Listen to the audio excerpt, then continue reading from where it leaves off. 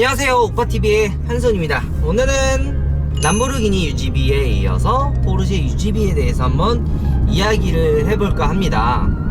사실 람보르기니는 너무 먼 브랜드이고 실제로 소유할 수 있는 금액대가 아니기 때문에 궁금증 해결을 사실 목적으로 한 영상이라고 한다면, 이번 포르쉐 UGB 편 같은 경우는 가장 현실적인 차죠. 실제로도 많은 분들이 가장 드림카로 삼고, 나는 람보 페라리를 꼭 사겠다 이런 분들보다는 금액대가 이제 좀 다양하다 보니까 많은 분들이 포르쉐를 가장 갖고 싶어 해요. 실제로도 많이 출고를 하시고요. 그래서 포르쉐에 대해서 얘기를 한번 해보려고 하는데, 람보르기니랑 똑같은 기준으로 했을 때 처음에 30%를 집어넣고 달달이 냈던 걸 기준으로 한번 얘기해보면 좋을 것 같습니다. 박스터 같은 경우, 박스터 대표적으로 1억 박스터, 그 다음에 2억 원대 카레라 4S, 3억 원대 터보 S까지를 한번 비교를 한번 해볼까 합니다. 박스터 같은 경우에는 처음에 30%를 넣고 60개월을 넣게 되면 처음에 한 3천만원 집어넣고 달달이 180만원 정도 됩니다.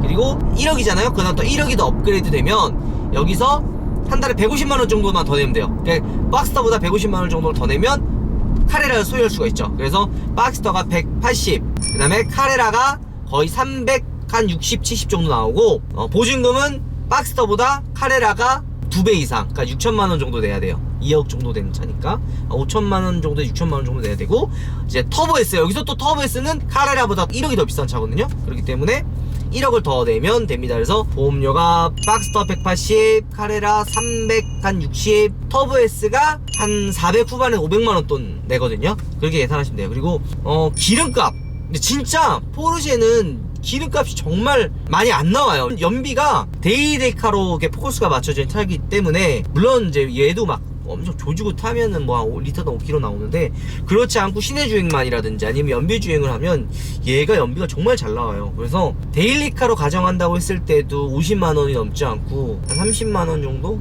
내지 왔다 갔다 하는 걸로 제가 알고 있습니다. 물론 여기서도 이게 또 정답은 아니에요. 더 많이 나오는 분들은 더 많이 나오고, 더 적게 나오는 분들은 더 적게 나오고, 평균으로 계산했을 때 한 30만원 정도나 50만원 정도 계산을 하면 좋을 것 같고, 보험료가 정말 싸요. 진짜 깜짝 놀랐어요. 박스터 기준으로 한 1년에 180만원 정도밖에 안 나오더라고요. 리스랑 똑같아. 그러면 얘보다 더 비싼 2억짜리 카레라는 얼마냐? 카레라도 2억이란다. 230만원. 왜 이렇게 싸? 이제 이 생각을 좀 좀 든 거예요. 그러면 터보 S가 3억이 넘는 차잖아요? 터보 S를 딱 견적을 냈는데, 그래서 저는 그동안 터보 S가 3억이 넘는 차니까 그래도 한 돈 500 나오겠지 했더니 258만원에 260만원 나오더라고. 한 30만원씩 밖에 차이가 안 나.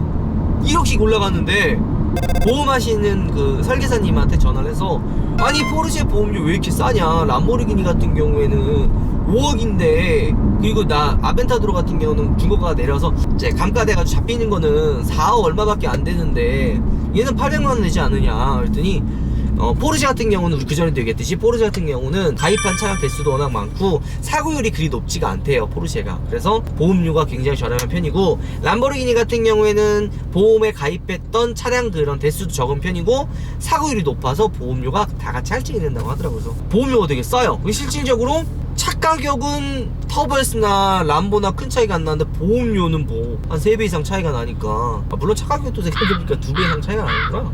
근데 제 보험료는 꽤 많이 더 차이가 나니까. 이래서 사실 사람들이 이제 포르쉐를 가장 현실적인 드림카, 소유할 수 있는 스포츠카라고 얘기하는 이유가 바로 이런 거예요. 눈에 보이지 않는 부분, 차 가격을 제외한 눈에 보이지 않는 부분이 굉장히 저렴하기 때문이죠. 람보나 페라리는 눈에 보이지 않는 돈이 되게 많이 나가요. 뭐 고장났을 때 막 이런 부품이라든지 보험료라든지 많이 나가는데, 포르쉐 같은 경우에는 AS가 다 돼요. 소모품까지.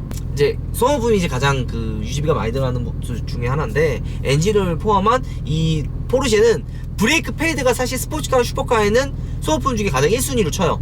많이 들어가는 그 소모품이니까. 타이어도 같은 맥락이고. 근데 페라리라든지 람보는 이 브레이크 패드가 포함 안 되는 경우가 되게 많아요. 근데 이 포르쉐는 브레이크 패드랑 로터, 그러니까 타이어 안에 보면 그 브레이크랑 잡아주는 그 링 있죠, 그 로트라고 하는데 그것까지도 소모품에 들어갑니다. 게다가 얘는 연장 프로그램이 있어서 실제로 소모품이나 유지비로 들어가는 돈이 그렇게 크지가 않아요. 그래서 리스리어 포함해서 박스터를 기준으로 했을 때 한 달에 한 220만원이면 이 박스터를 소유를 할 수가 있습니다. 이 카레라는 400만원 정도 내면 이제 유지가 가능하죠. 그래서 실제로 람보 같은 경우에는 뭐 기름값이라든지 뭐 유지비라든지 이렇게 얘기할 게 많은데 얘는 진짜 딱 리스료만 내면 크게 들어갈 돈이 없어요. 그럼 여기서 이렇게만 얘기하면 재미가 없잖아요. 그럼 또 여기서 포르쉐 박스터나 아니면 포르쉐 터보 뭐 이런 차를 사려면 얼마를 벌어야 되냐, 이거 솔직히 궁금해 하시는 분들이 많거든요. 저도 궁금해서 좀 알아봤는데 제 주변 분들 중에 한 2분 정도가 박스터를 타시고 나머지 한 3분 정도가 카레라, 그 다음에 1분 정도가 터보를 탔는데 제가 그분들에게 이렇게 조언을 구해서 이제 물어봤어요. 민감한 부분일 수도 있는데 박스터 같은 경우에는 결혼을 안 하고 혼자 사는 가정을 했을 때 한 달에 300만원을 벌면 이 박스터를 소유할 수가 있습니다.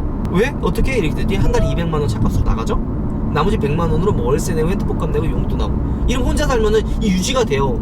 혼자 살면 정말.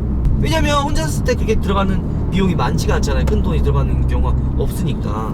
그래서 그래요. 물론 여기서 이제 결혼을 하고 뭐 이러면은 이제 300만원으로 어린 반푼어치도 없는데 혼자 샀을 때는 300이면 충분히 유지를 할 수가 있다고 봅니다.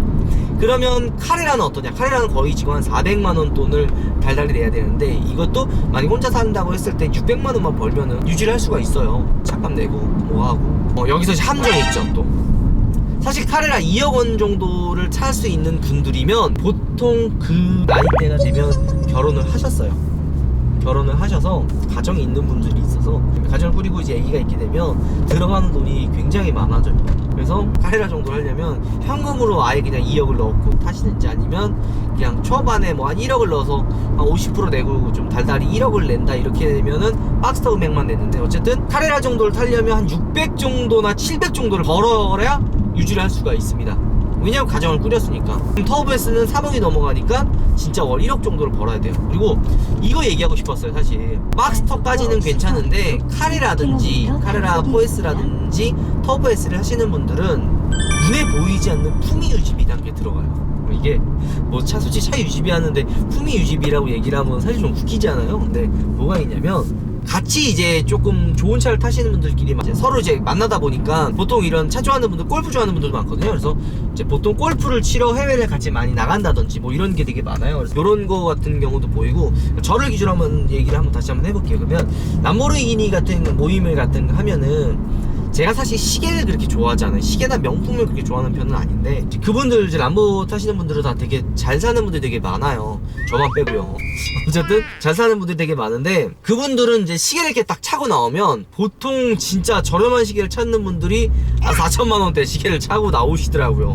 근데 저는 맨날 지금도 오늘도 아무것도 안 찼잖아요. 그래서 아무것도 안 차고 이렇게 가다 보니까 눈치 보이는 건 아니지만 살짝 내 손목만 너무 허전한데, 그래서 제가 원래 시계 같은 거 안 사는데 그때 처음으로 시계를 샀어요. 저도 진짜 큰맘 먹고 산 거죠. 그때 오데마픽의 로얄오크라고 하는 15400인가 모델명이 그럴 거예요. 그래서 금통의 그 가죽을 샀고, 그 다음에 작년에 롤렉스랑 또 오데마픽의 로얄오크 다이버 워치인가 같은 뭐 그거 그걸 또 샀어요. 그거를 산 거죠. 왜냐면 다들 뭐 저렴한 게 4천이고 진짜 비싼 거 사시는 분들이 1억짜리 뭐야 무슨 시계였지? 이름도 생각이 안 나요.